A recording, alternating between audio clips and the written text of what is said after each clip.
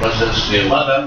At muli, salamat po ng ating opisyalis na liga ng mga Brutas Pilipina, na sa Pagkakas Chairman ng IMABE, DJR at DCME at yung mga opisyalis natin na nandito. Kami muli ay nagpapasalamat sa inyong presensya at muli tayong magkakaroon ng malayang kalakayan ng susunod ngayong umaga.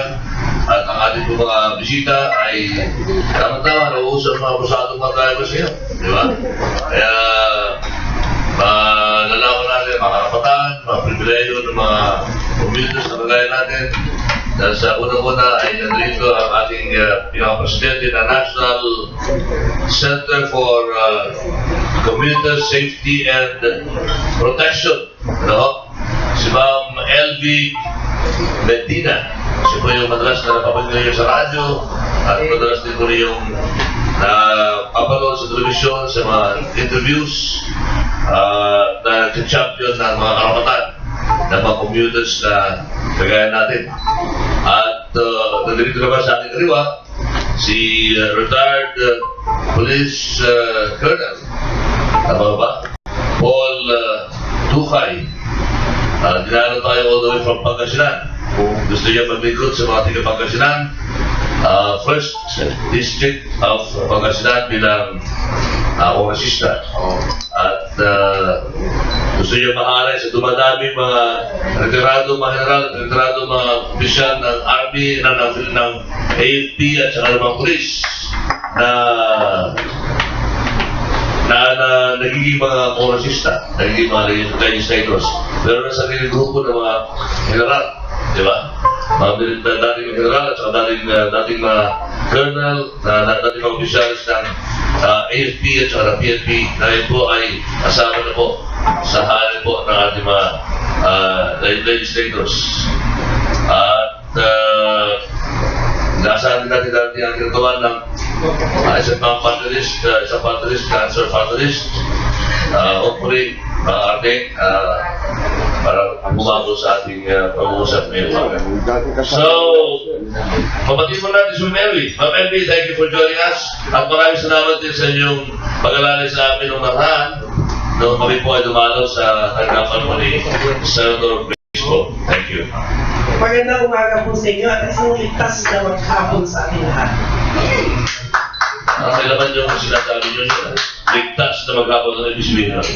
Dito po sa bilin ay nais po ng aming organisasyon kasama yung aming mass organization ang Ligtas Patrol na ang ating executive director po ay si Mr. Joseph Abeleda na nandito din po na sana lagi tayong maging ligtas sa ating paglalakbay. Hindi lamang sa ating mga kalsada, kundi pati sa karagatan, sa riles, at sa himpapawin. Ba, si Joseph pa, Secretary Director, may mga nalaman. Sabagay, kung ganyan kalaki ang balikan mo, ligtas ka sigurado. Joseph Abe Leda. Okay. Dati na kay alam ko di ba? Nagdala tayo. Ano ko ba rin? Consultant ko ba rin kay Director Marquez. Director ko rin doon sa Google LTAP. LTAP. Okay. The last time, visit natin dito si Director Marquez. Kapatid din natin ang ating kinatawan dati si police. Ngayon ay kasama sa isang security agency at naghahangad na maglingkod sa ating mga babayan naman sa Pangasinan. First District ng Pangasinan. Magandang umaga po sa inyo, Colonel, ano bang sakop ng First District? Magandang umaga po sa inyo. Ang unang distrito po ng Pangasinan ay sa Pumpayan po. Mula sa Suwan, Alaminos, Mabini, Botwas, Gasol, Panta, Anda, Agno, Bani, at Galinaw po. Nasa kaliwa. Opo, ito po yung... Alaminos po, kasama po, 10 po yun. Ang walang distrito. Kung saan nyo po, matakalpon po ang aming halaga sa Alaminos. Sa mga baybayin po ng aming karagatan, magmula po sa Impanta hanggang dito po sa Maynilin po. Dati po ako police, nag-resign po ako sa servisyo. Nag-membro po ako ng KDCC, tsaka PAO. Yung parang po ng ating Mayor, Estrella, at ating naging chief PNP po at naging chief PAO na ngayon po kandidato naman po na bilang senador Pio Lacson po. Nag-resign po ko sa dahilanan na hindi ko naman po talaga balang tumakbo sa politika. Nagkataon lang po na noong panahon po yun ay walang gusto lumaban, kaya napilitan po tayo, pero sa tingin ko po, isang karangalan para sa akin. Maraming salamat po. Sino ba nag-aaral ko rin ngayon sa unang distrito? Ito, ang distrito yun kayo? 15 sa amin, season. Kay Mike Kuwako. May kuwang. Diba? Sino naman nag-aaral ko rin sa distrito ninyo? Australia. Australia, hindi. Iparagasa yan. Sa amin, distrito po ay isa po political na o family plan o Celestas. Ang aming congressman po, panganay sa mga Celeste. Ang mayor po ng Aluminos, ang kanyang kapatid na naging congressman na si Arthur Celeste. Ang mayor po naman ng Bulinaw, taga Bulinaw po ako. Celeste. Yung mayor po ng aming bayan, Celeste, kapatid, yung vice mayor po, na dating mayor, kapatid din po. Yung una at ay kalawang agawat, ay kapatid ko ulit po. At yung isang ating barangay chairman ng Herminal, kapilid ko rin po. Ang state president ay kapilid ko rin po. Ang board members po Di Castilla pala. ang kasa ng electric company. Sa kalaman na, isa po ako sa mga nagtatag po ng mahal, kaya lang po malapot na ang aming founding president ay Gracia si Ted San Diego. Isa po ako sa mga upo. Yung kinama yun si San Diego dito. In fact, the last time na yung huling pumunta sa dito, yun ay huling niya pumunta dito. After several days, hindi na. At saka pagkatapos nag-iiya siya sa bahay niya. Pumunta rin ako, sabi ko, ano bang meron? Wala lang, gusto ko tayo makasama. Pero after 2 days, Nadisgrasya ko sa Tinggalan, Aurora. Okay. So, sino sa iyo kampanya, mabuhat ng Celestia? Para pa na yan, para ma-ortega na doon yun. 100 years na. Hindi ata na-aprobahan yung MAD. Ha? Hindi na-aprobahan. Ay, hindi na pa ba? Na-padrist, Supreme Court lumabas. ano yun? Sayang, ano? Sayang. Pero, Si Jigs sana, no? Si Jigs ang meron pumalit kay Ting, di ba, na presidente? Daming nakaupo. Sila yun. Si Jigs Pamanta, ano? Di ba sila yun ang presidente yun? Sila yung Peralta? Acting president sila yun. President. Okay. Qualified by them. Disqualified na din.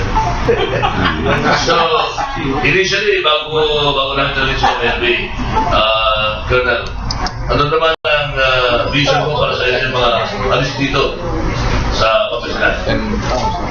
Bilang isang working student, Nagbantay.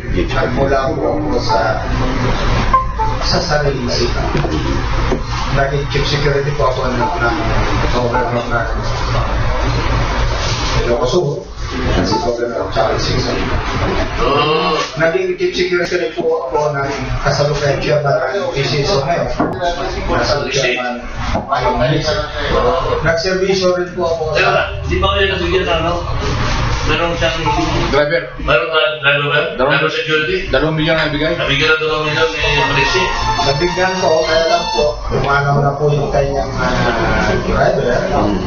So, yung... Tayo po. Yes. Tayo po tinatanong ko. Hindi kayo nabigyan ni Malisi. Ako naman po yung nagservisyo sa mga taong binanggit ko po sa inyo na nagservisyo po ako hindi po doon sa yung bang Financial. Wala natin pagtako, wala po akong hiningi sa kanilang pabuo. Katulad po, pera, savings po. Nagsisimple lang po ako doon sa level ng aking naabot. Pero pagdating po doon sa bagay-bagay na makakapabor po, na po tayo isa ng pangangailangan. Pero ako po nagservisyo kami po. Isa nga po, wala akong makisari. Sabi ko nga po, sa 20 taon ng ating servisyo, hindi naman ako nangura, hindi ako hindi na po. Na ako ako po'y naniniwala sa kanyang integridad at taas. Ano kung partido niya, Colonel? Ako po'y tumatakbo sa ilalim ng kilusang bagong lipunan. Okay. Supported by the Yoga. Like, sinusupport pero wag ko na pong panginin mo at wala ko na pa naman. Oo. May mga kaibigan tayo sa mga sila manong ko eh. Si Mandilato Senador. Kung tayo dati dito. Ano yung Saturday na Liora. Opinion. Di ba? Yung Mandilato Senador sa last time, sabi sa nagailangan. Zero. Yung lagi sinasabi ng probinsyano kung gano'n siya. Mayroon ng Lozano. Nasano?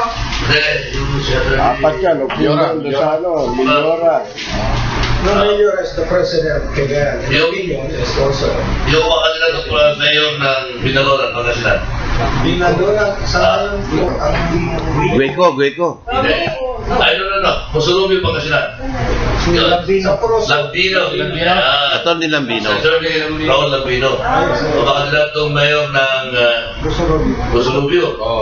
Yun naman dati kasama natin sa OWA, si Attorney Bibong Soriano, at nagkaroon for mayor ng San Carlos. KBL.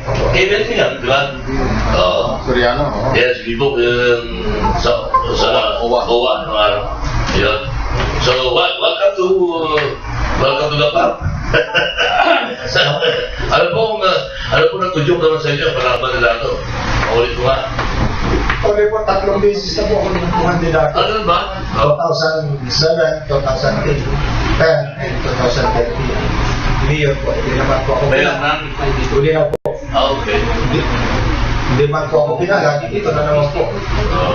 Dahil lang po sa isang panawagan at pakikiusap po ng isang tao na hindi po matakihan. Ang presidente po na kaya sa Pangasinan kaya yung aking ang bukas ito, ano na po, doon sa bagay po na natingin ako sa akong distrito. Katulad doon ng mga napag-usapan. Sabi ko nga po sa mga ganitong mga talakayan, lahat po ng programa magmula national, pababa po ito radio to provincial down to parang iisa po yan, uniform yan.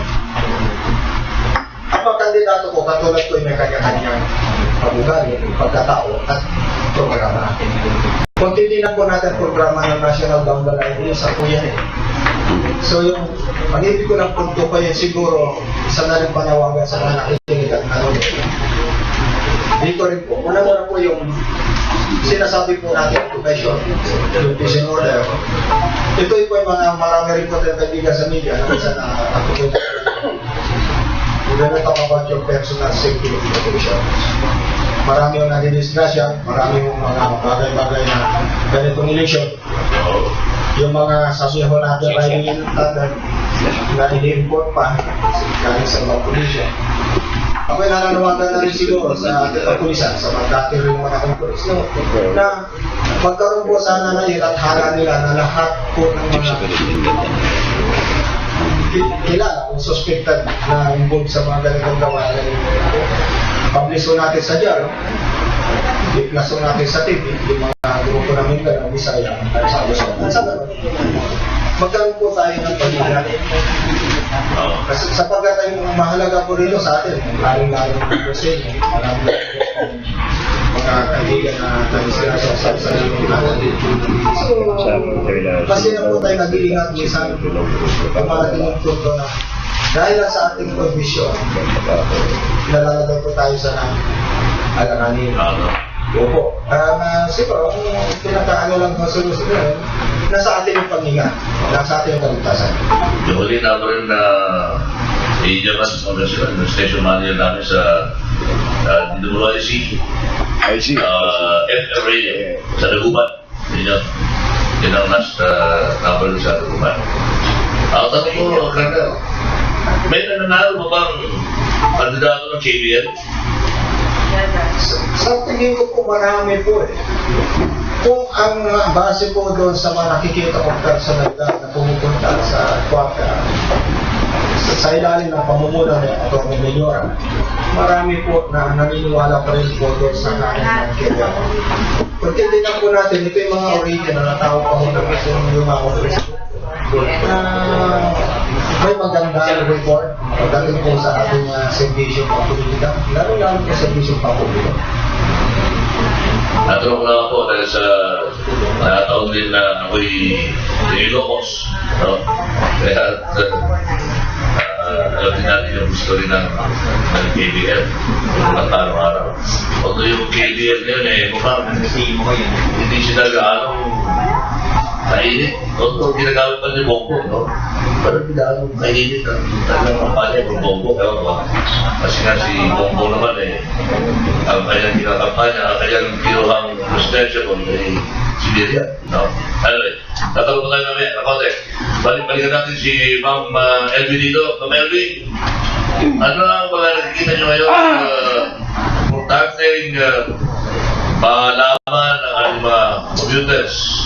So, asal lalo dito sa mga public conveyances kagaya ng mga jeep, mga bus, MRT, LRT, no?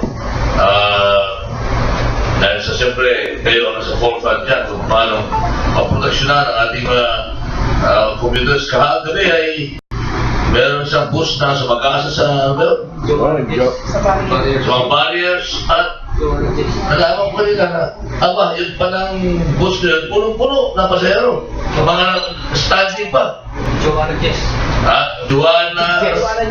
Joanna Jess. Ano ba dapat na i-legislate natin yung government? Pamilya.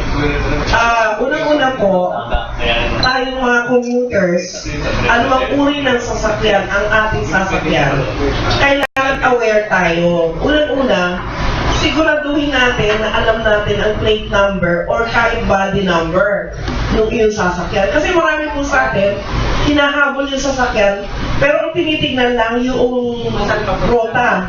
Pero importante po para sa ating sariling kapakanan at proteksyon. Alam mo, yung numero, kung hindi mo man makita yung plate number, sa side po ng bus, ang laki-laki ng kanilang body number.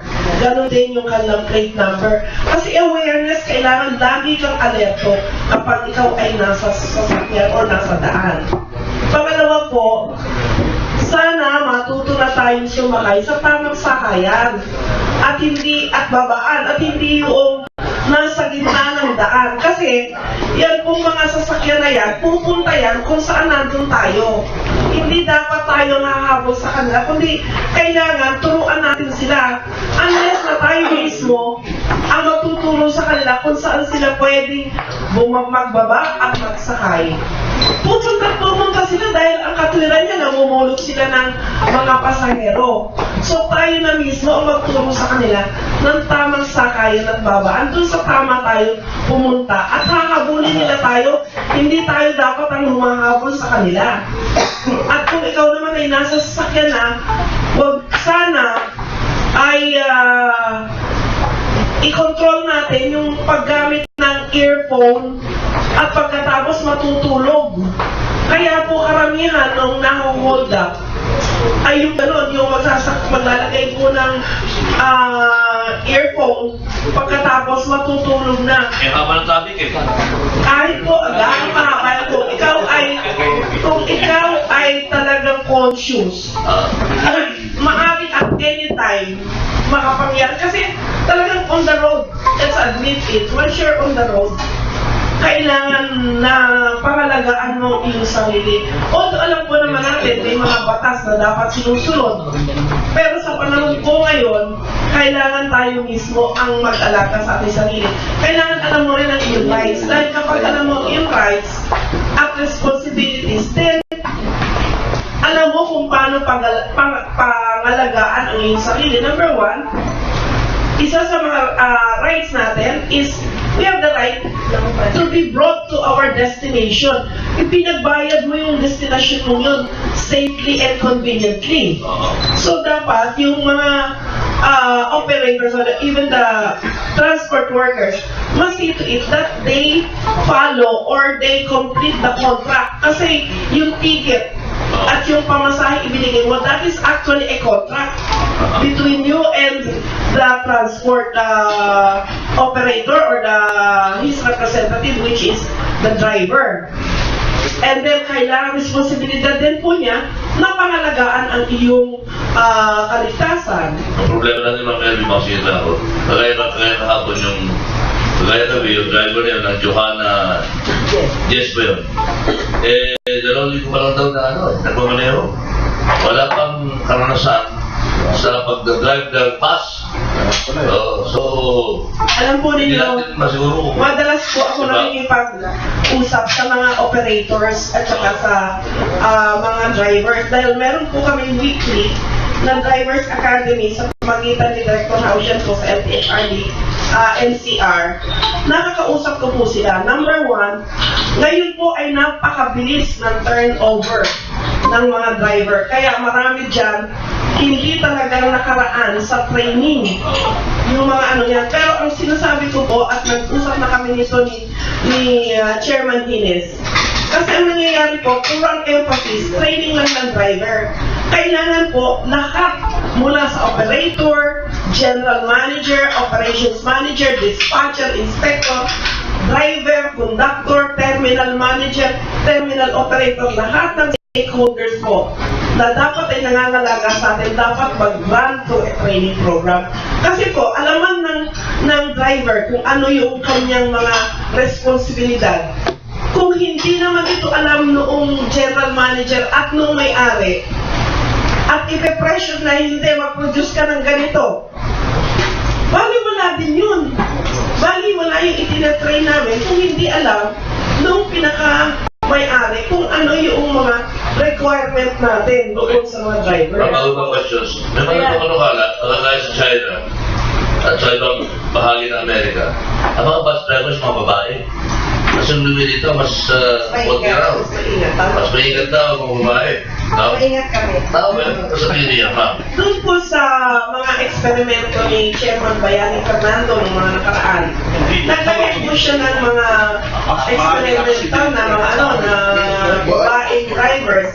Totoo po na walang na-record na aksidente yung mga kanyang bus drivers na babae. Kaya lang, siguro dahil sa pressure ng, lalo na ngayon, yung pressure ng traffic, pressure ng pagtakbo sa parang marami sa kanila ay ayaw ng mag-bus driver o baka naman na-recruit sa iba, naging bus driver naman sa mga tourist-oriented na dahil nakita ang ganda wala sa kanilang na-involve sa aksidente po So, ang daling na-recruit sa iba Ano na tayo na bago mag-react si Colonel? Kasi si Colonel pa galing sa MMDA sa traffic ko.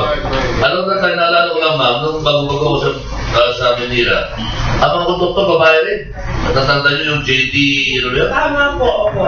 JD Liner na yung uniforme. AMT cam. Yung uniforme ng babae konduktor ay matigas. Kakit sa Adilaw.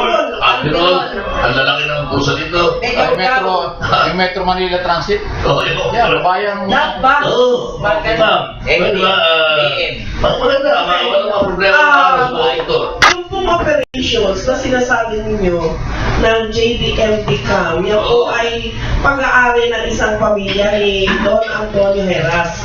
Kaya po umalis yan sa Pilipinas, iniwan niya at binenta lahat dahil po sa na-pressure siya ng mga labor union.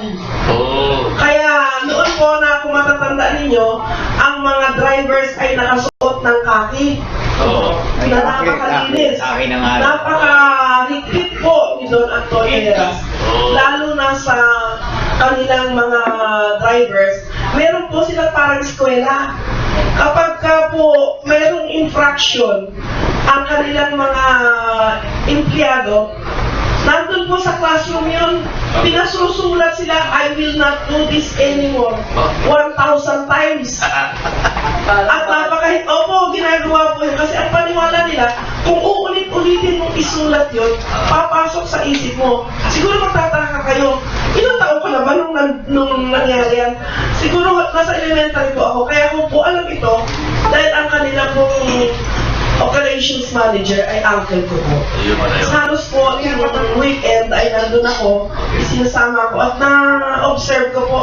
Alam niyo po ba ang kanilang maintenance at motor pool? Ay napakalinis, styled po yan. Wala kang makikita kahit isang patak na grasa. May tinatawag silang grease train. Napakaganda po doon. Pwede kang maglalakad ng ano doon at matulog eh. Ganun po sila. Pati ang sapatos ng driver nila at saka konduktora. Ang sabi sa Germany eh, bakit govern? Pag kaya natulog ka naman, at nadaanan ka ng palda nung doctors, gising ka sa tigas. Okay. Sandali gawin, ha? At si Colonel Paul, meron ng reaction doon sa pinag-usapan kasi galing mo kasi sa traffic eh. Colonel, MMD mo na. Galing po ako sa MMD. Dati rin po ako police. So, kung titingnan po natin yung system, maganda po. Lahat po in place na po yan. Isang halimbawa po, sa isang namumuno. Marami pong kinikala at respetado ng mga namumuno. Mga politika, mga pribado, mga politika. Ito ang aking advokasya. Sa dami ako na programa na magaganda minsan po, doon po nagkakaproblema sa namumuno. Pag gawin mo ito ang hotel, kailangan mayroon siyang yung kanyang pagkakasya. Nung nasa MMD ko ako, panahon po ni General Lacson, nawala ko yung photo, natakot po yung mga kalawag na pulis. Siguro ito isang panawagan baka naman po makatulong. Una po, lahat po ng programa na nakita po na natin araw-araw sa dami po na problema ay dagdag ang HPG. So, just the same. Nagkalukulo po. Natilipay siya isa, bus driver, sinagasahan yung mga plastic bag. Siguro is matter of focus na disiplina sa driver. Wala akong magagawa yung konduktor. Kasi ang hawak naman ng mga manibela, yung driver. Dito kasi, nasa imintilo po. Pag may hinuli yung isang traffic enforcer or traffic constable, ang dami pong pangino, ang dami pong nakikiusap. Ang laki-laki po ng cycle, no human slap, no letter, nag-letter slap. Ang makikiusap po, makikita mo po yung kanilang presidente, yung kanilang manager, at ito mga presidente po ng iba-ibang asosasyon ng ating transportasyon. Sila po ay dumirekta sa ating mga namumuno. Sa pagdating po sa tingin ko po pag sinabi po yan, huwag kang lumampas, huwag kang dapat lumampas. Nagkakadisgrasya lang mo kasi commission basis po sila, nag-aagawan. Kanya-kanyang patigasan, nag-aaway. Pero kung yung traffic enforcer doon, pag sinabi niya lumampas ka, ticket, walang arilo, walang lagayan. Yun lang nakikita ko na madisiplina ka ng mga driver. Pag sinabi mong stop at huwag magsakay, kaya lang po may nadidisgrasya kasi yung driver, sasabihin ng conductor, mayroon. Ibig sabihin, mayroon silang password na mayroong police, traffic enforcer, aarangkada po yung bigla. Nahuhulog yung pasahero, sumusok na ron to gano'n. Dahil lang po, ako po ay naniniwala. Pag ang madisiplinahan ng driver, lahat po ng mga problema na ating na-imprento sa kalsada, madali na po yun. Sir, with due respect po, ang driver po, kasi ako regular commuter. Sumasakay po ako sa jeep, sa tricycle, sa bus, araw-araw po. Ang driver at conductor, yan po ay partner. May senyasan sila. Ang conductor po ay navigator. Katulad ng sinabi niyo, siya ang nagsesenyas. Kaya po, kahit po sabihin yung idisiplina, hindi po pwedeng tayo compartmentalize. kailangan holistic ang approach mula sa ituktok sa pagkuha pa lang ng franchise. I-train mo na yung may-ari hanggang sa pinakamababa doon sa sistema natin para lahat yan nakakaintindi kung ano ang responsibilidad niya. Ang totoo po, sir, ika-25th batch na kami ng training sa Sabado dyan sa LTFRB. We have been training. Other weekend, 680 po ang tinetrain namin. But I saw the difficulty and the discrepancy. Hindi po pwedeng driver lang. Kailangan the whole system must understand their responsibility. Kaya kung yun lang kung driver ang pagtutuunan natin, katulad ng sinabi nyo, kasi mayroong requirement yung may-ari tungkol sa kanilang mga yung commission. Actually po, meron ng lumabas na DOLE requirement na mayroon ng mga tinatawag na guaranteed wage ngayon ang mga bus drivers. In other words, meron na silang guaranteed na kita, pero meron silang productivity, kaya hindi na dapat nangyayari yun.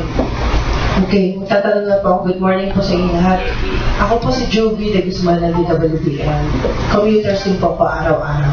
Siguro po, pareho maganda yung inyong suggestion, pareho maganda yung mga sinabi po ninyo. Okay na po yun. Siguro po, kayo po ang mamagitan para po ayusin po ang catwalk. Ang catwalk po ay para sa mga tao, hindi po para sa mga vendor. Bakit po ang mga commuters na pupunta sa kalsada?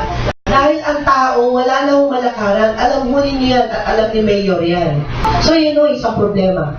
Pangalawa, meron tayong loading and unloading. Kung sa Makati, sa ibang lugar nagagawa ang tamang loading and unloading. Whether malayo ka, malapit ka, you have to go down. Kahit na ang bahay mo ay sa 3 kanto pa. Di ba? Kung yan po ay magagawa po natin bilang kayo ay tagapamagitan para sa kapakanan ng commuters, yun po ang una natin gawin. Kasi ano man ho ang galing mo ng inyong mga batas, ano man ho ang galing mo ng inyong mga gustong gawin, hindi nyo ho magagawa kung ang lugar ng tao na dapat nilalakaran, hinihintayan ng sakayan, ay hindi ho malilinis. Can you imagine, halos tinakpan na ang patwalk. Ang tao, saan ho dadaan? Hindi naman ho tayo pwedeng lumipad. Di ho ba? At saka isa pa, lagi mo natin isipin, dapat bigyan natin ng loading and unloading area talaga. Hindi ho po pwede kasi yung yung kung saan mo gusto mo bumaba, doon bababa. Eh, paano po? Nasanay na po tayo sa Quezon City, lalo-lalo na ang titigas ng ulo ng mga tao dito. Bakit ho kamo? Wala hong magaling mag-implement ng batas. Yun ang una nating ayusin. At siguro wala hong mag-aaway, wala hong madidisgrasya kung meron ng tamang daanan ang tao. Alam niyo, actually po, nakikipag-usap, panahon pa po ni Chairman Tolentino, nakikipag-usap na kami sa kanila. Isa po sa solusyon na ibinigay namin, kami na po ang nag-offer na isaayos yung footbridges. Kasi ang nangyayari ngayon, nagiging tindahan bridges. So kami po, nag-offer ng isang programa by which self-sustaining yung footbridge, maglalagay kami ng security, maglalagay kami ng emergency bay. Ang nangyari po, sa totoo lang, ito, the papers in MMDA will show, no? Nung isanabmit ko po yun, ang ganda-ganda ng programa, tuwa siya, pero nagkagalit kami dahil doon sa Southwest Integrated Terminal, yung binuksan nila sa Coastal Mall, na nilabanan namin. Ang ginawa niya, itinapon niya yung aming proyekto. So, yun po ang klase ng tao na lumalaban ngayon sa pagkasenador. Na ang milyon-milyon po na dapat sana ay nakinabang na sa footbridges natin, na ang nakalagay po doon, lalagyan namin ilaw yung ilalim ng footbridge, i-rehabilitate yung footbridge, yung ibabaw ng footbridge, lalagyan namin yung solar panel, para yung gamit doon mismo sa loob ng footbridge na maglalagay kami ng CCTV at mga blue guards ay self-sustaining. Kaya nga lang po, nagtampo po At hanggang ngayon po, nag-resubmit na kami kay sana po, ay iba naman ang maging pag-iisip ngayon ng bagong chairman, niresubmit na po namin at ang sabi po ay on review po at hopefully lumabas na po yun para maumpisa namin yung proyekto para mas safe yung ating mga commuters, yung mga pedestrian, na magamit yung ating magaganda sanang footbridge. Alam mo ni Bayani Fernando, ganda ng daanan. Yun na nga po. Pero, Budget pa nga para kay chairman ka. kami po, on our, with our initiative po, may mga gusto naman tumulong, may mga paint companies na gustong tumulong, marami pong gustong tumulong, kaya nga lang, ayun ang nangyari. Okay. Thank you po, thank you. Number of suggestions na nakita po natin kasi, isa lang po pwedeng solusyon sa ating bansa. Maganda yung pagbati nyo kanina. Ibig sabihin yung maganda yung kaligtasan. Sapagkat alam kayo mismo nagsasabi, magulo ang ating bansa dahil sa kaligtasan. Sapagkat wala na po ligtas sa tao ngayon. Ang unang po at solusyon dapat natin gawin.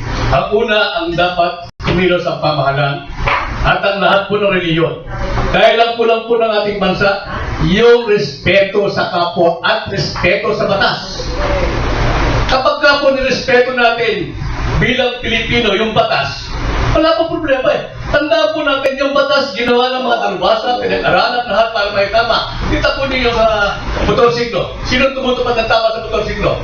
Ginawa yung batas para sa nakasakay. Aligtasan ng nakasakay. Pero nagiging problema. Tapos ang tao po, walang respeto sa kapwa. Magiging mahusay kang driver. Okay, very good ka eh. Ano mangyari sa'yo? Maiiwan ka lagi sa pansitan dahil panay ang overtake ng matigas ng ulo hanggang doon sa magkabulbuhol, wala ng kwan. Kaya kailangan po ng ating bansa, disiplina, respeto sa kapwa, yan po sa lalim ng pamahalaan ng ating bansa dapat manguna. Sa gobyerno natin, sila wala ng respeto sa mga kasi. O sila, muna sa president, dami po yan. Ang may respeto lang sa bansa ito. Lahat po ng mamahayag, yun lang. Dapat matapang ang presidente. Pwede ba Meron gusto ibigay na reaction si Colonel Okay po. Katulad po ng sinabi ko kanina, galing ako sa PNP. Hawak ko po yung traffic po yung sinabi po.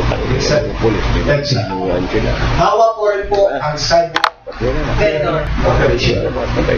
When you talk about road bridges, when you talk about reform,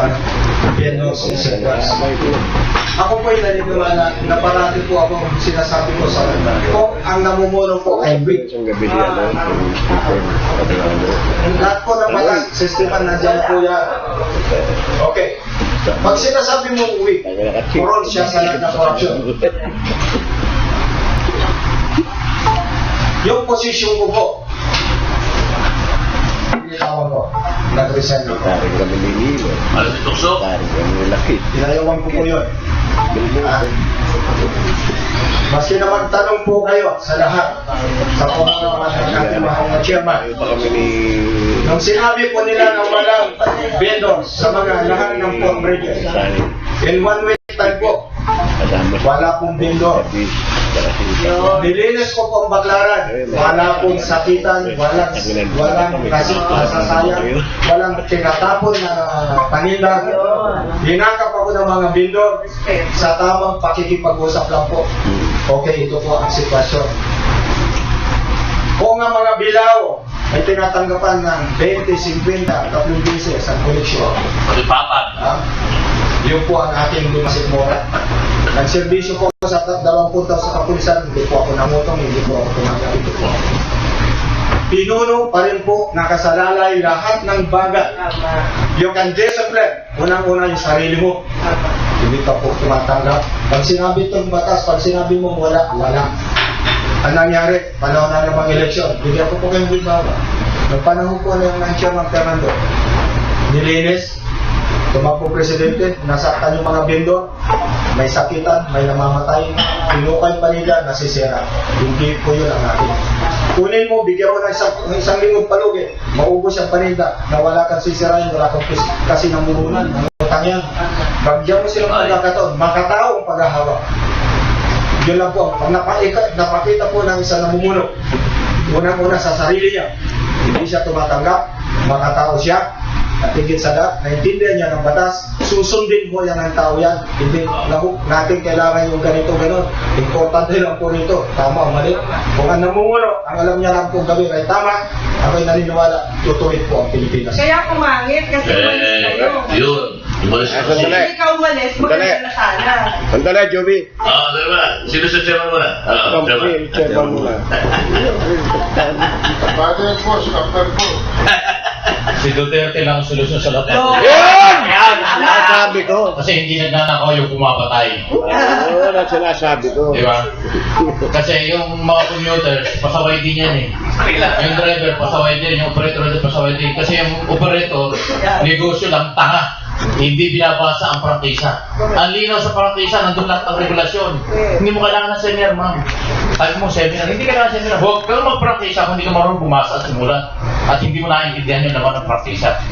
Kasi, yung driver, wala talagang alam yan. Mapatakbo lang. Yung mapapatakbo, mag-maintenance ng sasakyan, magdidisiplina sa driver, operator may obligasyon doon. Pag hindi sumunod yung operator, kansilahin ng gobyerno yung prangkisa. Kaya nga prangkisa yan. Temporary lang yan. Gobyerno may akin yan, hindi naman operator. Kaya pag hindi mo ginawa ng gobyerno, wala nang mangyayari. Yung pasahan, driver, operator, at saka commuter, wala yan. Paulit-ulit lang yan. Kailangan ipatupad yung mga regulasyon, yung batas. Pag hindi mo ginawa, wala mangyayari. Anyway, Colonel, kayo po ay pasar po. Ngayon ko lang kayo nabit, ngayon ko lang kayo narinig. Marami na pala kayo pinagdaanan sa pulis at MMDA. Bakit hindi ko kayo magkaroon ng pagkakataon na sa mas magandang posisyon? Sabi mo, 3 beses ka nang tumakbong politiko, hindi kayo binigyan ng pagkakataon. Kaya tumatakbo kayong congressman, na sana magkaroon na, kasi ngayon ko lang kayo narinig, pero maganda pala yung ginagawa niyo. Ano yun? Ano tingin nyo? Parang ang matino, nahahalal yung matino, yung mga balasubas. Ano yung sabihin, yung mga gumagawa ng mali, yung nahahalal, yung katulad ng matino, parang hindi nabibigyan ng pagkakataon. Ganyan. Sayang naman. Kaya si Colonel. Anong plano mo, anong style mo para makilala ka, makumbisi mo yung 8 bayan o 10 bayan doon sa Pangasinan, napakalaki nun. Paano nyo makumbisi yung distrito, babalikan natin yung distrito mo, na ikaw ay ihalal dahil magaling ka opisyal at hindi ka korap at ikaw ay pinagkakatuwa. Ang una ko pong, ito'y panawagan na rin po sa pangkalahatan. Ang una po natin siguro bigyan ng malaking pansin yung mga kabataan ng mga butante. Katulad po ng movement against dynasty. Hanggang ngayon po, pending. Hindi po may pasa-pasa. Kung titignan po natin yung hanay ng magmula national down the line, puro magkakapamilya. Hindi man may pasaya, kung may pasaman. Kung ang sistema nandun pa rin, sila pa rin. Ang dapat to, bigyan ng malaking pansin, hanay, baguhin mo yung pag-iisip ng kabataan yung butante. Sapagkat kung yung butante ko, nakita nila yung anong klase ng, sa mga hanay ng mga politiko, tumatakbo. Unang-una po, yung pagkatao mismo ng isang kandidato. Ako po, ito po, sa traffic na lang. Pag yung isang traffic enforcer nakatikim ng isang daan sa isang araw, maniwala po kayo, susunod tayo ng 100. Sa lahat po ng bahay. Pag nakatikim po ng 1,000 yan, susunod po din na. Pero pag ang tao ilagay mo riyan, sanay siya kumain ng bili ng marunga kasi na hindi siya tumatanggap, kundi yung kanyang sweldo. Titilo po ang sistema. Pero kung ang linagay po ay dahil doon sa utang na loob at magbabayad at mayroon siyang amo ng pag-iintrigahan, doon po nagkawindang-windang ang sistema. Doon po. Anyway, Colonel, meron ako kilalang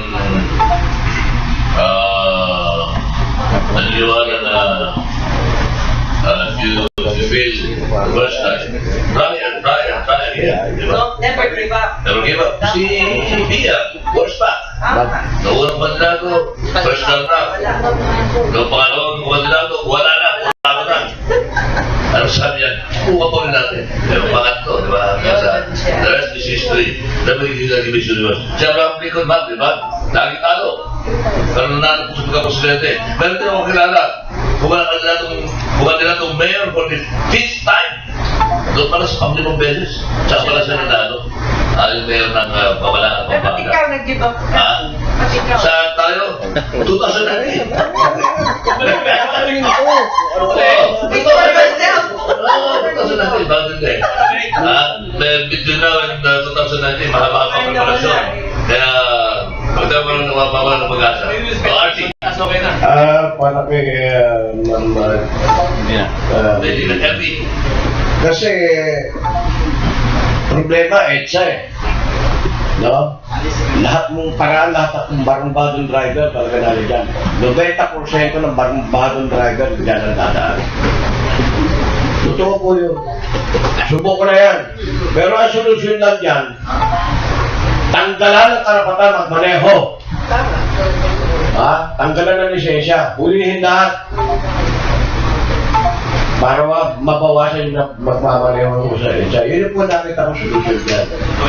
Yan po yung nakita ko solusyon. Para mabawasan ang dadaan sa EDSA, lahat ng barong-barong driver na mahuhuli, wala tanggalan ng karapatan magmaneho. Tama po, I agree po sa sinasabi nyo. As a matter of fact po, meron na pong natanggalan ng lisensya. Kung natatandaan nyo po, mga 2 months ago, meron nang natanggalan ng lisensya. Ito po sa Johanna Jess, tinitingnan na rin po ng LTO kung talagang dapat na siyang tanggalan din ng lisensya. At practice.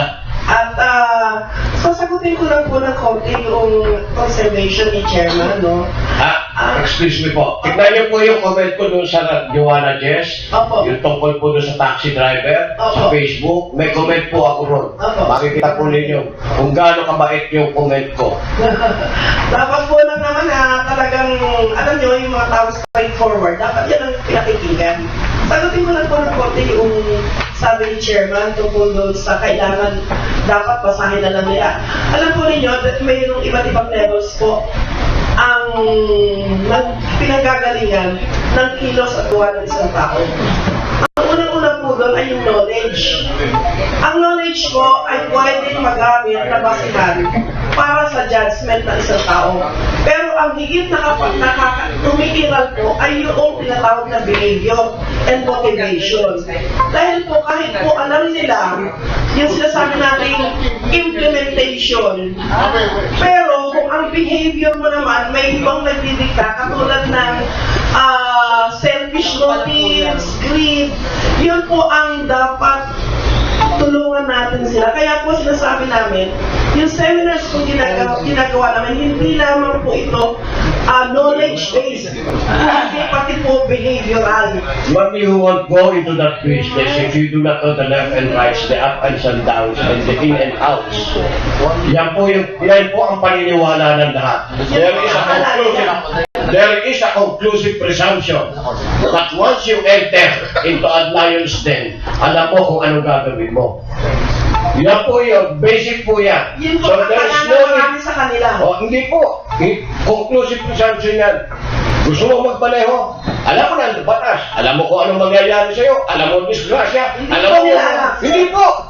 You won't go into driving kasi yan po ang conclusive presumption. Hindi po.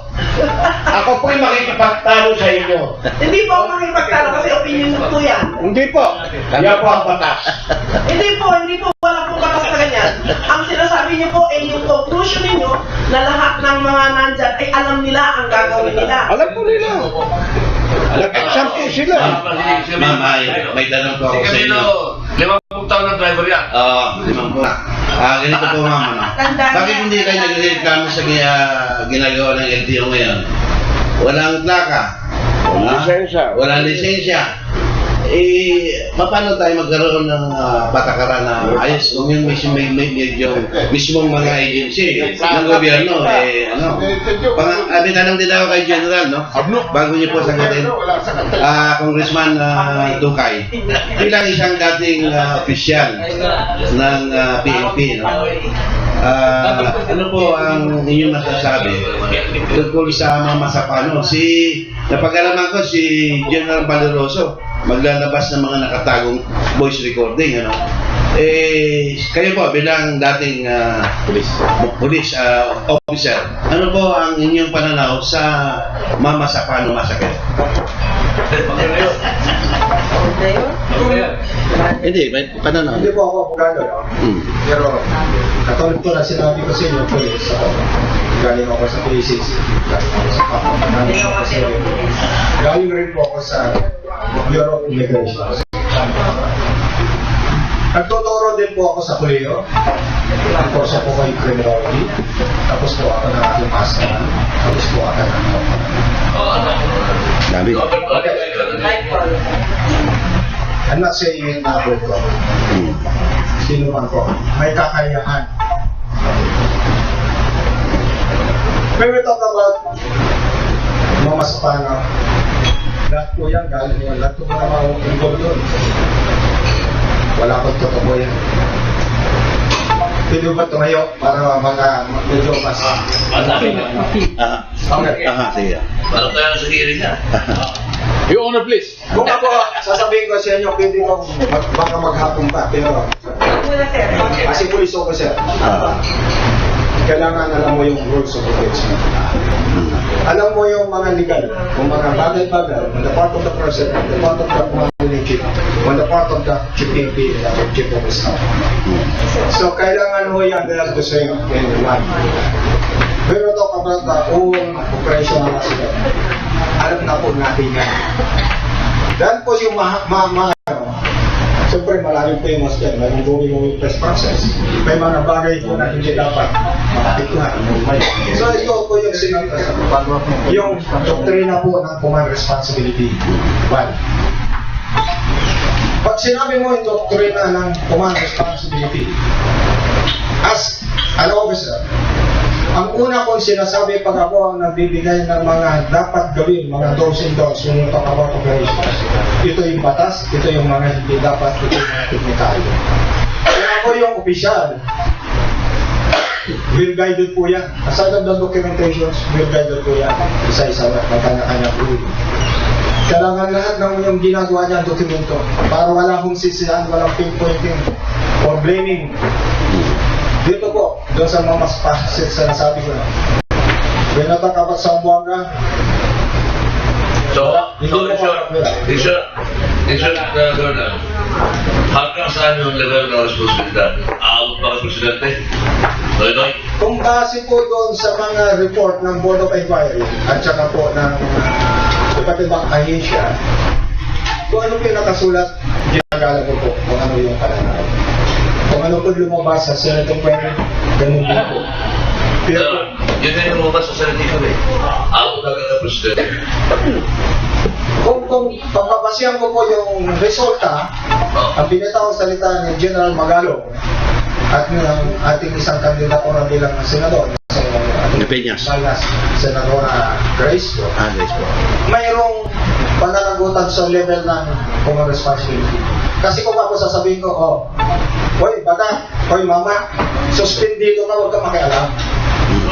Hoy, ibigay mo yan kay Chief MP, ibigay mo kay DILG kasi ganito.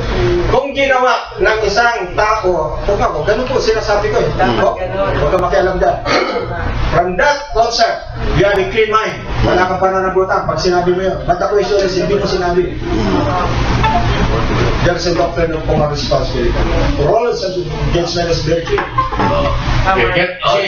Sige lang. Colonel, pagka terorista ang target, kailangan pa ba isa lang alang ang pisto? Yan kasi ang issue dyan eh. Kaya hindi nagdating ang military kasi may usapang kapakapayapaan sinasalang-alang. Kaya hindi talaga nagkaroon ng pag-suporta ng lahat ng unit na dapat nandoon because may pisto talaga. Kaya ang tanong yun, kailangan ba na isa lang alam ang pisto kapag ang target mo ay terorista? Like Marwan na talagang terrorist bomber? Okay. Sige, may paliwanag lang kayo kasi kami na po kasi kung mahaba ang paliwanag, medyo nagugulo kami. Kami po sa radyo, sa media, kailangan namin mabilis lang. Ano po ang sagot niyo ron? Ano po yung tanong na? Dahil tinatanong ko po, pag ang target ng sino man binigyan ng mission ay terorista, dapat terorista yan eh. Talagang kalaban ng mundo yan eh. Kailangan mo bang isa lang alam natin yung pisto? Huwag tayo makipag-gera dyan kasi merong pisto masasagasaan. Yan yung naging rito eh. Ang military kaya hindi nagpadala ng pwersa dahil may nagsasabi, teka muna, meron tayong usapang pakapayapaan sa grupo ng MLA, baka lumaki yan. Parang gano'n. Ito nga po eh. Kung tayo po ay isang hadikain doon sa kapayapaan, dapat iisa ang ating gagawin. Okay, sa alang-alang yung pesto, sa alang yung kalitasan, siyempre kasama po yun, hindi po pwede natin balilan. Kapag ito po ang usapin ng kapayapaan. Pag nailatag na po kung ano yung dapat gawin, as an operating element, unang-una, yung rules of engagement, yung proper coordination, lateral coordination. Bakit po natin ginagawa? Para maiwasan po yung may mandisgrasya, may masaktan at mapangalaga natin. With that, you can operate without sacrificing somebody. It's a matter of right, yung decision. Yung tama, you can operate it without going to war. You can capture no one. I know, because I've been working with terrorism and under the intelligence division of and Marwan is involved in Bali bombing. Terrorist ka? Yes. These are a group that even wala po akong servisyo, mas nagbibigay po akong mga social unit pa kapag terrorism unit kapag ISIS. Maraming po yung usapan yun. Ganyan, isa na lang po. Ano po ba ang parusa doon sa opisyal na nag-commit ng violation of command responsibility? Si military, anong ginagamit niya? Unang-una, automatic, yung ba mayroon na tayo mga polisya ng mga chief figure, mga ibang unit commander. Yung nagkamali ka na, yung one post move, yung relief mo agad, hindi mo ba?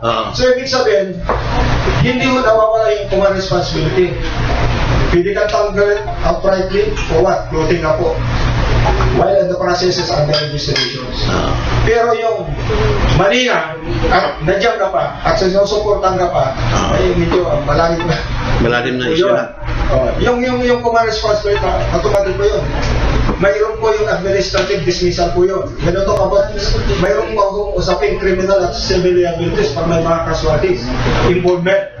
Sa batas po, there are 2 liabilities or 3 persons who are liable criminally. By direct, yung principal po, 2 po yun. Sa ilang ng revised penal code. By direct participation and by inducement. Ibig sabihin, yung nag-utos ka, yung inutos ka mong gumawa. Pag nagkamali po doon, pareho ang liabilities nila. Ikalawa po yung accessories sa accomplices. Kung sino pa yung mga involved na may kailangan na nagdi-deny, they are physical present, that is up to them. Masyado. Pero maalala ko lang, Colonel, ang isa sa mga ahensya ng gobyerno na matindi ang pagpapatupad ng command responsibility sa kulungan. Kasi yung kapatid ko, naging warden. Pagka may nakatakas na preso, kahit hindi, kahit na walang kinalaman yung warden, tanggal warden. Kukulong ka pa. Oo, ganun kapatid si BJMP. Kahit na walang kinalaman yung warden. Yung kapatid ko, nakabakasyon siya, nung warden sa Ilocos Norte, may nakatakas na preso. Pati yung kapatid ko, nasuspindi. Wala siya kasama, naka-official leave siya. Ito analysis ko, no? Kaya ang mga tao, medyo wala nang gana rito sa mamasapano. Dahil yung principle of command responsibility is not even an issue here. Kung dinadala ng Malacanang, dahil alam nila na only by impeachment matatanggal ang may kasalanan na walang iba kundi si Pangulong Aquino. Sarili-sarili ng mga problema pinag-uusapan dito kanina. Nagluklok tayo ng isang Pangulo na walang katinoan. Kaya, in 6 years, kaya kung sino magboboto sa Liberal Party, talagang tanga, stupido. Because stupid is infectious, nakakahawag. Pasahol pa sa virus ka ngayon, yung lutang na virus. Bakit? Sa hearings, klaro. Bakit wala command responsibility? Dahil klaro sa hearings that the President was not acting along the command, the order of battle. He was acting directly supervising with Alan Purisima the operations on the ground. Hindi alam ni Marojas, DILG. Hindi alam ni Espina, acting chief of police. Hindi alam ng military. Sila lang dalawa ng kabarilan ang si Alan Purisima. Ang nagpatakbo, diretso nilang binibigyan ng order sila Peñas at sila Peñas diretso bumipigback sa kanila. So, ano ngayon magagawa natin ngayon? By impeachment lang matatanggal itong panot nito. So, kaya ayaw nang pag-usapan kasi klaro na sa tao na pinag-practicean ni Pinoy ang 44 dahil palabas siya nung papasok, nung palabas binitawan na niya dahil may nagbulog sa kanya si Dulindeles na yung PBL ay in peril. Ngayon, sa tanong ni Sir Mike, hindi nga relevant yun dun eh. In-impute lang kasi the situation on the ground, puno-puno ng MILF. Hindi pwedeng pumasok at lumabas doon na hindi mo matatabakan yung kalyo ng MILF. Kaya lang naman pumasok yung political intervention ng Pistos. Pero kung hindi pa klaro sa inyo mga kapatid, na ulul talaga itong presidente ito at tinulak sa kanilang kamatayan ng 44 SAF, mas mananaginip pa kayo. You will have nightmares pa. So, command responsibility is not an issue. Kasi direct supervision by the President of the Philippines and a suspended PNP chief. Yan ang klaro na lumalabas. Ngayon, ang akin dyan, hindi yan ang gustong palabasin ni Crispo. Hindi yan ang gustong palabasin ng mga tao na hanggang ngayon are stonewalling the President. But that is what happened there. Kung hindi pa klaro sa inyo yan, nagtodrawing na kayo ng sarili nyo eksena. Pag-aawayin nyo pa military at saka pulis, hindi na dapat yun. Dahil hindi makakilos yung mga nandun along the highway dahil hindi sila pinapasok ng presidente, hindi rin makapag-intervene ng military dahil wala pa silang okay sa presidente. The President was conducting the operations 24/7. Ngayon, para ma-solve lahat yan, kailangan natin si Mike Abe. Kaya lang Mike, paano ito number 4 pa rin tayo? Mike. Sir, sasagutin ko lang po yung tungkol doon sa report, Senate report po. Siguro po sana nabasa niyo yung final na Senate report noong una, which confirms today's Senate report also. Doon po sa Senate report ni Senator Grace po, it was explicitly stated that the responsibility goes up to the President. Hindi po siya part ng stonewalling na sinasabi nyo. Command responsibility principle po yan. Tama po. Ang aking po theory ay direct liability. Accountability. It's a criminal in nature. Nakalagay po nga doon sa kanila pong report, it is explicitly pointing to the President. Kaya po, sana mabasa po ninyo yung report. Nabasa ko po ang report, kaya lang, hindi naman yun ang lumalabas sa mga public statements ni Grace po. Pinagtatakpan din niya kahit pa paano. Nanunulay siya. Politika na kasi ang mama sa paano, yung mga namatay talaga dyan. Yung mga senador, abogado na ni Pinoy. Paano, yung mga nag-iimbestiga, under investigation din. lahat na nag-iimbestiga, under investigation din sa dami ng mga kaso nila. Kaya wala talaga, ewan ko. Anyway, lilimang buwan na lang ito ating gobyerno. Mag-face-face na lang tayo. Kung mayroon kayong problema, magpala kayo ng kaso. Pila kayo sa korte, July 1. Kasi ngayon, ang sitting president, hindi naman pwedeng kasuhan. So, hindi pa iwasan na sa kanilang kasuhan after. Pero talaga maraming kapalpakan. Kawawa sa buhay natin, kawawa talaga nawawala. Kasi importante yung buhay mapangalagaan, pero huwag natin ipagkatiwala sa gobyerno buhay natin, wala talaga mangyayari. Sa totoo lang, katulad niya, sa mga polis na, namatay na walang kalaban-laban. Masakit na yan eh. Hindi naman encounter yan eh. Kita mo nga, nawala yung boots, nawala yung damit, nawala yung baril, nawala yung wallet, nawala yung cellphone. Meron ba na-encounter na gano'n? Walang encounter na nahuhubaran. Talagang minasakit yun, kaya ewan ko, ako anong basa mo ron, pero tingin ko doon masakit. Yun ang malinaw doon. Ngayon, magagalit ang gobyerno, nagagalit yung MIA kung sinabi masakit. Kasi sila gumawa. Masakit po yun, hindi yun encounter. Walang encounter na nahuhubaran. Common sense naman yan. Anyway, Pastor, ano gusto mo? Mr. Tatanungin ko na si Congressman sapagkat si Congressman kasi isang mahusay na lingkod bayan. Ano po may tutulungan yung mamahayag? Dahil yung pong lugar nyo kasi, in terms of sa Pangasinan, kahit siguro nasa radyo kami, kung maribigin nyo para maintindihan namin kung kahit saan kayo, para makatulong naman kami. Kasi napakaganda po nung yung pinagdaanan at sayang, kailangan po kayo ng bayan sa paglilingkod. So kayo po yung tumatakbo sa combination ng talo sa Pangasinan, baka may matulong po naman kami bilang mamahayag. Dahil nakakapaghinayang po ang isang kandidatong katulad nyo para po sa isang lugar.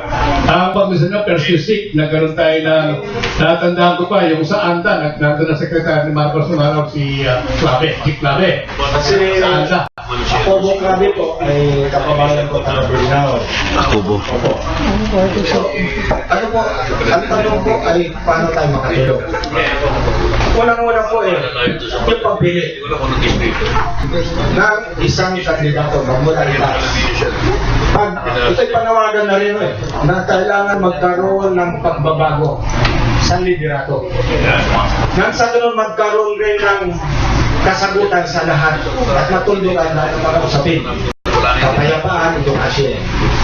Para sa akin po, parati kong tinatalakay sa isang tao yung klase ng pagkatao ng namumuno at yung kanyang karakter. Pag wala po yung dalawa, lahat po, panahon ng eleksyon, pagandahan ng pananalita, ay kanya-kanyang plataforma, at the end of the day, pag nakatakin po yan ng biyaya, doon na po nagbabago. Sumakita doon namin, katulad po daw, noong unang panahon ng 60s, 70s, takot ang politiko gumawa ng kalukuhan kasi takot sila. Sapagat ang kapangyarihan ay nasa kamay ng mga butante, wala po sa politiko. Dapat ang mga butante magkaroon po at maging matalino, mapanuri, nang sa ganon. Kung ang isang botante, wala pong problema doon sa dinastiya. Kung talagang magandang makatao, gawin po natin. Pero kung nakikita na natin na mayroon ng korupsyon, mayroon ng patayan, droga, siguro panahon na po na magpalit po tayo ng liderato. Yeah, Mr. Congressman, ang tinutukoy ko po, paano po kayo makakatulong sa PBB sa print para po naman kayo matulungan? Doon sa inyong distrito naman kahit paano. Ibig sabihin, naging panahon po kayo dito sa Liga ng mga broadcaster.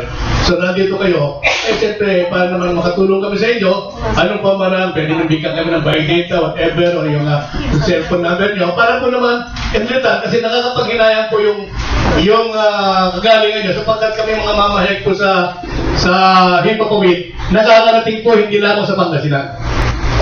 Kaya yun po namin, kung ano may tutulong namin, may bigyan nyo yung cellphone number nyo, matawagan namin kayo, paano naman makatulong kami sa pagitan namin kakayahan sa broadcast. Okay. Ito po, mayroon po ako, kilala po ako ni inyong director. Kasi nung panahon po nung lahat po ng ating accomplishment, priority po yung mga media. So, ibig sabihin, atos mga, kung may naririnig yun, napabasa kayo na natuhay, ako po yun, PCC pa ako. Naubos po yung mga kinapot, background, wala po. Kumbaga sa ito po tayo. Isang bagay lang po, ako po yung nalalawagan sa pagpapamagitan ng inyong heart. Na kayo ang malaking makakatulong sa kamulatan ng mga botante. Kayo po ang nagiging sources.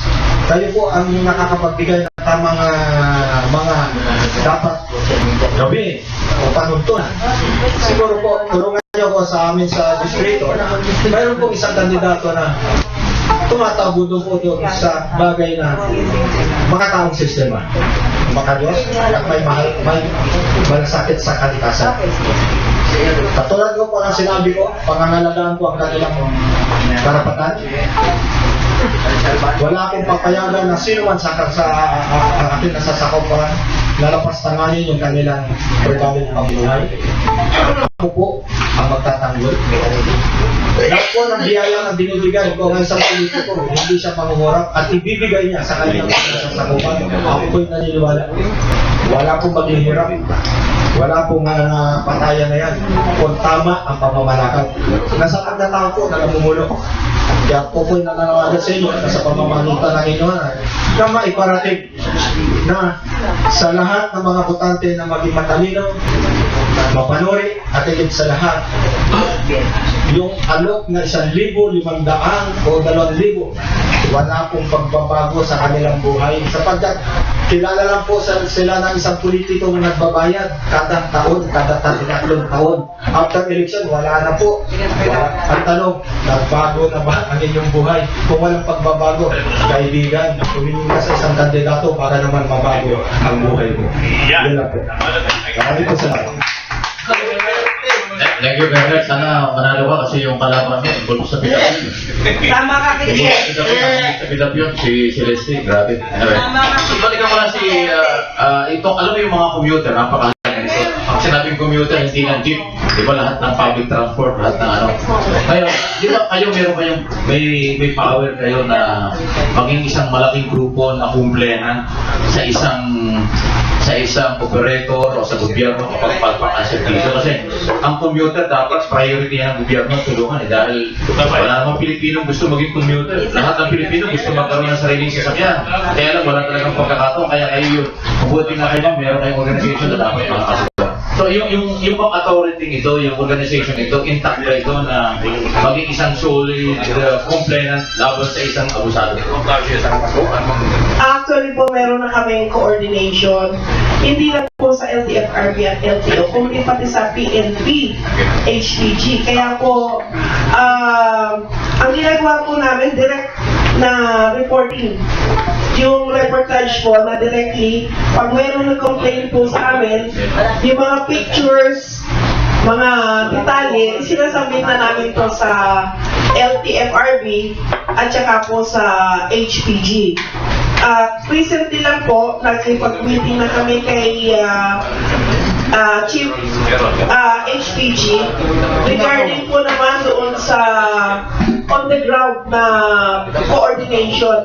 Yung po nakita ninyo na mga barriers na dapat ay sundin. Kasi dati-dati, yung mga nasa yellow lane, kahit saan pumupuntang lane, yung po isa sa naging suggestion namin, lagyan ng barriers para yung mga buses na dapat nasa yellow lane, hanggang yellow lane lang. Kaya medyo gumanda na po yung kanilang pilot portion doon sa may Guadalupe. So hopefully po, gumanda na rin. So ang ginagawa po namin, may direct communication po kami sa iba't ibang ahensya ng gobyerno. At kasama po kami doon sa nag-complain. If you remember po, yung Uber na driver na natanggalan na rin ng lisensya. So, yun po yung mga ginagawa namin, yung mga driver. Meron po kaming Facebook page kung saan yung mga commuters nakakapagreklamo. And then directly po kami nakikipag-communicate sa LTO, LTFRB at saka sa HPG po. And recently lang pati sa MMDA. Jimmy, baka po si Jimmy para. Pagod lang. Opo. Kontento na ba po kayo sa ginagawa ng LTFRB sa mga driver pag nirereklamo ng mga commuter?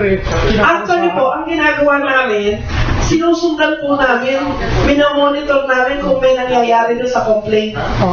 Kaya medyo ngayon po, nakikita namin kung sino yung natanggalan ng lisensya, kung sino yung na suspend ang mga prangkisa based dun sa mga complaint po na isinasubmit namin.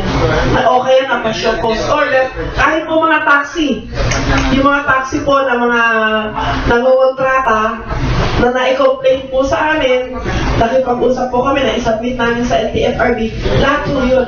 Minamonitor po namin. So, medyo nakikita namin, medyo mas mabilis na po yung, kung nakikita po din ninyo in the media, medyo mabilis na po yung reaction ng ating LTFRB. Paano kayong organization nyo? Dugtong ko lang, pag-alas na siguro ito sa isyong politika. Sino yung presidential na sa palagay nyo baka magbibigay ng tulong sa public transport? Talagang, hindi biro, talagang maraming problema sa public transport. Maging pribadong sasakyan ang daming problema sa metro. Kung hindi na siya nakakailangan sa mga probinsya matami. Alam po ninyo, ayaw namin mag-endorso ng kahit sinong kandidato. Ang gusto lang po namin ay makita ng taong bayan kung sino yung kandidato na talagang lumulubog sa hanay namin. Yung talagang nag-experience kung ano experience namin. Yung ang puso ay katulad ng amin na nakikita kung gaano po ang hirap na dinadanas namin. Doon po kami. Hindi po kami nagsasabi ng pangalan. Hindi po kami nag-endorse. Ang importante po sa amin ay yung talagang makita namin na mayroong tinatawag natin firm decision na siya ay tutulong sa amin. At nakita na namin in the past na mayroong mga nagagawa kung paano kami natutulungan. Yun lang po ang ano namin, yun ang criteria namin. Lumalakad ba siya kasabay namin? Nakikita ba niya ang hirap namin? Yun po ang mga criteria namin. Yung isa ay anak ng mayaman, yung isa ay dayuhan, yung isa ay maraming plunder case, yung isa mamamatay tao. Colonel, ano yung tingin mo sa mga presidential na makakatulong sa bayan natin? Ikaw ay malawak ang karanasan sa pulis. Napakarami ng crime, batayan, rape, kidnapping, nakawan. So, kamay na bakal, kamay na magnanakaw, kamay ng dayuhan, o kamay na magnanakaw pa lang? Lahat po yan. Wala po akong tutukod eh. Ang isa lang naman po eh, may batas ko eh. Diba? So, law should be prevailed. Kung ano yung batas, sundin po natin. At yung top priority siguro ito yung bayan. Yung kanyang pagkakilala sa mga may buhay, katulad ng tao, sa mga nakakandatan, sa mga kababayan, at saka sa karapatan. Kung ay isang namumulo, alam niyang respetuhin yung karapatan ng pantao. Sa tingin ko, magaganda ang ating bayan, muna. Para sa tao, para sa tao. Yung para sa iyo, kunin mo. Pero yung para sa tao, kunin mo pa, iba yung usapin na po yun. Ang kailangan lugan talaga natin yung tunay na namumuno na makatao, makasayos. At hindi po sa lahat, pagmamahal niya sa bayan, na hindi ho siya magpapayaman. Hindi po siya gagawa ng kalukuhan. Siya po ang ama. Siya po ang magdidisiplina sa amin. Lalo-lalo yung mga nasa kabinet. Kasi pag kung nagkamali, tanggalin mo. Huwag mo na tulungan. Kasi nagkamali na nga eh. Mayroong batas na sinasabi natin na lahat ng kasalanan maski mga criminal, civil. Mayroong mga corresponding penalty sa pero may limitasyon. Kasi mayroong po tayo sinasabi na yun. Pag ikaw pa'y nanunungkulan sa pang-publiko, dapat lang, pag nagkamali ka, hindi rin ako corruption. Siguro, tanggal agad. Huwag na namin kasi not yun na po yun eh. Wala akong takot. Bakit nung panahon po ni General Lacson, nagkaroon ng takot na wala ang boto? Nawala yung mga karnaper. So in short, nasa pamumuno po yun. Pag matino, pinuno, titino po ang bayan. Parang puro ako ang dating ng paliwanag. Kamay na baka ng kailangan. Hindi kamay ng magnanakaw, hindi rin kamay ng dayuhan. Maliwanag yan. Ako naniniwala ako yan. Kaya pag-asa pa tayo. Huwag ka maniwala sa number 4. Yung na, isope, wala yan. Yung boto ng tao mahalaga sa 9 ng Mayo. Tama. Pag nagkamali ang mga Pilipino sa Mayo, sa May election, huwag na kayo umasa na magbabago ang Pilipinas. Talagang grabe ang batayan, nakawan, kahapon lang o isang araw lang sa Quiapo. Ang lapit ng opisina niya at saka yung bangko. Imbit hinuld up, binaril, patay. Babae pa yan. Dalawa 5 patay ngayon kahit na merong gun ban. So kaya ba yan tigilan? Punta kayo sa Davao, matayin sa Davao. Mike, siya na. Anyway, Tarlac Governor. The incoming Tarlac Governor. Sita. Sita lang. Wala na, tapos na. Sir, tapos na po kami. Wala na, tapos na. Alam ko kita. Ano ba? Batis mo na. Few words na lang, few words. Si Engineer ko yan, di ba? Dati. Dati. Hashimoto. Naging guest natin. Di ba na-late siya. Anyway, kung good luck po sa inyo, Governor. Thank you. At palitan nyo mga Aquino doon at kung sino-sino ba sa Tarlac. Karen, palitan mo yung mga series dun sa First District. Alam mo, ganda-ganda ng First District ng Pangasinan, ha? 100 Island. Okay. Ang Bulinaw, at saka, ano ba yun, sa Pangasinan. Maganda po yan. Maganda yun. Gagawin po namin yun. Sa tulungan niyo po ako. Parating po natin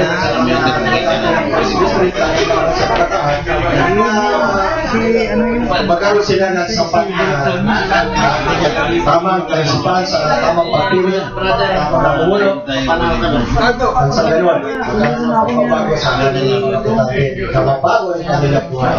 Mabay po kayo. Thank you. Colonel Tukay, Congressman. Tumatakbong Congressman ng First District ng Pangasinan. Alam po yung Pangasinan. At saka si Miss Medina, no? Maganda ito, Commuters Association. Tulungan natin sila dahil pinaglalaban nila karapatan natin mga commuter. Buhay po sila, mabuhay kayo. Ako naniniwala, tuloy-tuloy yan, mapalit pa ng administrasyon. Yung inyong organization ay pribadong sektor, kailangan kayo. Mawawala ang gobyerno, yung commuter, hindi mawawala. Totoo yan. Mawawala ang kahit na sino dyan. Ang mga sumasakay ng pagkumpito sa sayan.